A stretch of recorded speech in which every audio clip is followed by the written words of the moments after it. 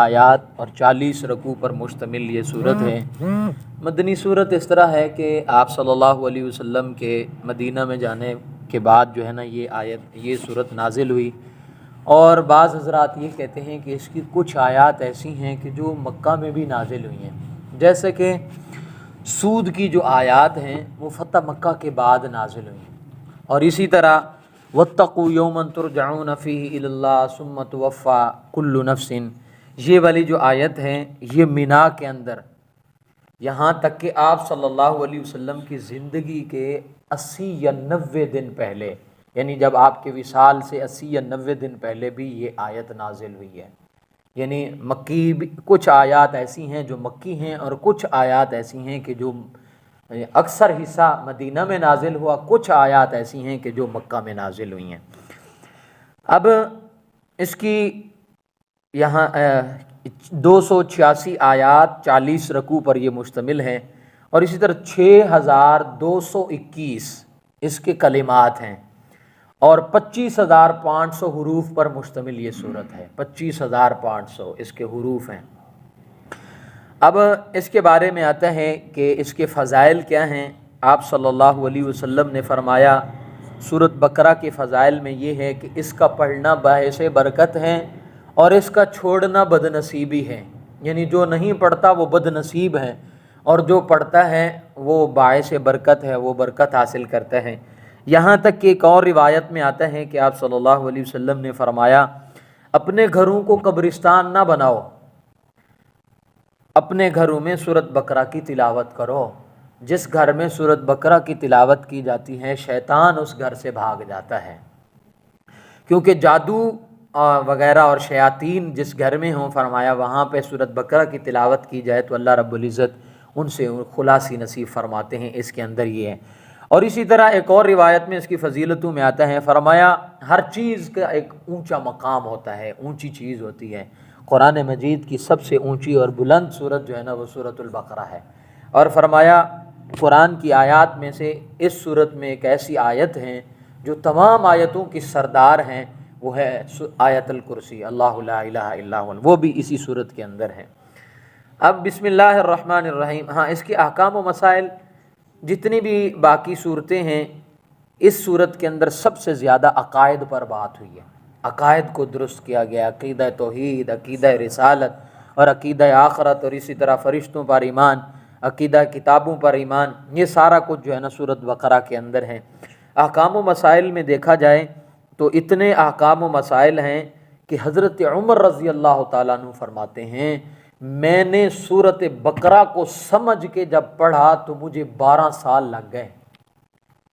12 سال، آج ہم ایک دن میں سورۃ بقرہ ختم کر دیتے ہیں، اور حضرت عمر کا علم یا ان کی شخصیت یا ان کا زمانہ، حضور علیہ الصلوۃ والسلام کا کیا کمال زمانہ تھا۔ اور حضرت عبداللہ ابن عمر رضی اللہ تعالیٰ، حضرت عبداللہ ابن عمر فرماتے ہیں مجھے سورۃ بقرہ کو پڑھتے ہوئے 8 سال لگ گئے۔ 8 سال میں نے اس سورت کو پڑھا اور پھر مجھے یہ سورت سمجھ آئی ہے۔ بسم اللہ الرحمن الرحیم، الف لام میم، یہ حروف مقطعات میں سے ہیں۔ الف لام میم ہا میم، الف لام میم را، الف لام را ہا میم عین سین کاف، یہ جتنے بھی حروف ہیں یہ حروف مقطعات میں سے ہیں۔ حروف مقطعات کا مطلب یہ ہے کہ جن کا معانی اللہ کی ذات کو معلوم ہے، اور ایک قول یہ ہے کہ اس کا معنی اللہ اور اس کے رسول کو معلوم ہے۔ پھر سوال ہوتا ہے کہ رسول اللہ صلی اللہ علیہ وسلم نے امت کو کیوں نہیں بتایا؟ تو اس کا جواب دیا کہ اللہ رب العزت نے ہو سکتا ہے روک دیا ہو کہ یہ راز کی بات ہے، اس کو اپنے تک رکھیں، لیکن جو راجح قول ہے وہ یہ ہے کہ اس کی مراد اللہ کو معلوم ہے۔ الف لام میم ذالک الکتاب، یہ کتاب ہے، لا ریب فیہ، جس میں کوئی شک نہیں ہے، یعنی یہ وہ کتاب موعود ہیں کہ جس کے اندر، جس کے بارے میں تورات، زبور، انجیل کے اندر بھی کیا کیا گیا، بتایا گیا ہے، یہ وہ کتاب ہے، لا ریب فیہ، اس میں کوئی شک نہیں ہے، ھدی للمتقین، اور یہ ہدایت ہے متقین کے لیے۔ متقیوں کے لیے یہ کیا ہے؟ ہدایت ہے۔ متقی کون ہے؟ اتقا یتقی جو ہے نا، اس کا معنی ہوتا ہے بچانا، کسی کو بچانا، اور تقوی کا معنی ہوتا ہے خود بچنا، خود بھی بچنا۔ اب متقی حضرت عمر رضی اللہ تعالیٰ عنہ نے حضرت ابی بن کعب سے پوچھا تقوی کیا ہے؟ تو فرمایا کیا آپ کسی جھاڑی والے درخت کانٹوں والے راستے سے کبھی گزرے ہیں؟ فرمایا ہاں۔ فرمایا کس طرح گزرتے ہیں؟ تو فرمایا میں اپنے کپڑوں کو بڑے سمیٹ کے گزرتا ہوں۔ فرمایا یہی تو تقوی ہے، گناہوں کے راستوں سے، برائیوں کے راستے سے اپنے آپ کو بچا بچا کے نکلنا اور خود بھی بچنا، دوسروں کو بھی اس کی تلقین کرنا۔ فرمایا یہی تو تقوی ہے، اور تقوی اختیار کرنے والوں کے لیے ہی قرآن مجید کیا ہے؟ ہدایت ہے، ان کو ہدایت ملے گی اس سے۔ الذین یؤمنون، اور متقی دیکھیں، متقی درخت اپنے پھل سے جو ہے نا پہچانا جاتا ہے، اور تقوی کا معیار آقا دو جہاں صلی اللہ علیہ وسلم ہیں، اور اس کے پھل جو ہے نا حضرت عمر اور ابو بکر، عثمان و علی، صحابہ کرام رضی اللہ تعالیٰ عنہم اجمعین ہیں۔ اور پھر وہ پھل اور ان کی کیفیت کیا تھی؟ اللہ رب العزت نے خود فرمایا الذین یؤمنون بالغیب، وہ غیب کی باتوں پر کیا لاتے ہیں؟ ایمان لاتے ہیں۔ غیب کیا ہے؟ ہمیں جو ظاہر میں نظر آ رہا ہے، مادہ، یہ سارا ظاہر ہے، اس کے علاوہ جو کچھ بھی ہے وہ سب غیب ہے۔ اور مومن وہ ہوگا کہ جو غیب کی باتوں پر کیا لائے گا؟ ایمان۔ قبر غیب ہے، آخرت غیب ہے، فرشتے غیب ہیں، اگر اسی طرح جو ہے نا جنت غیب ہے، جہنم غیب ہے، ان سب باتوں پر کیا لائے گا؟ ایمان لائے گا مومن۔ وَيُقِيمُونَ الصَّلَاةَ، اور نمبر 2 کہ مومن وہ ہوگا کہ جو نماز بھی پڑھتا ہوگا۔ وَمِمَّا رَزَقْنَاهُمْ يُنْفِقُونَ، اللہ نے جو ان کو رزق دیا ہے وہ اللہ کی راہ میں کیا کرتے ہیں؟ خرچ کرتے ہیں۔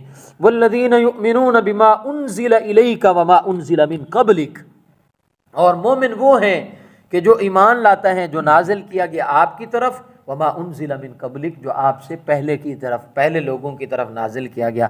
آج ہمارے ہاں یہ مشہور ہے اور ہمارے ذہنوں میں یہ بات پہنچی ہوئی ہے کہ قرآن مجید کو پڑھنا تو سب سے زیادہ ضروری ہے، لیکن تورات، زبور، انجیل ان کو پڑھنے کا کوئی فائدہ نہیں، حالانکہ ان پر ایمان لانا یہ ایک ضروری چیز ہے، اور اس کے بغیر ایمان جو ہے نا انسان مسلمان نہیں ہو سکتا۔ تورات، زبور، بے شک ہم مانتے ہیں کہ ان کے اندر تحریف ہو گئی ہے، ان کے اندر کمیاں کوتاہیاں ہو گئی ہیں، لیکن یہ ہے کہ اگر کہیں مل جائے تو اس کو پڑھنے میں بھی کوئی حرج نہیں۔ ہاں، حضور علیہ الصلاۃ والسلام نے، پھر سوال ہوتا ہے، پھر آپ نے حضرت عمر کو دیکھا اور پھر منع فرمایا، تو وہ اس لیے منع فرمایا تھا کہ عمر تمہیں دیکھ کے لوگوں نے راہ پہ چلنا ہے، اگر تم بھی یہ کرو گے تو پھر یہ سارے صحابہ بھی جو ہے نا کیا کرنے لگ جائیں گے؟ پڑھنے لگ جائیں گے۔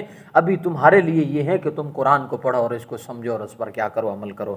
اور آخر میں فرمایا وَبِالْآخِرَةِ هُمْ يُوقِنُونَ، اور وہ مومن آخرت پر کیا رکھتا ہے؟ یقین رکھتا ہے۔ یقین، ایمان اور یقین، یہ مومنوں کی صفات تھیں جو اللہ رب العزت نے بیان فرمائی ہیں۔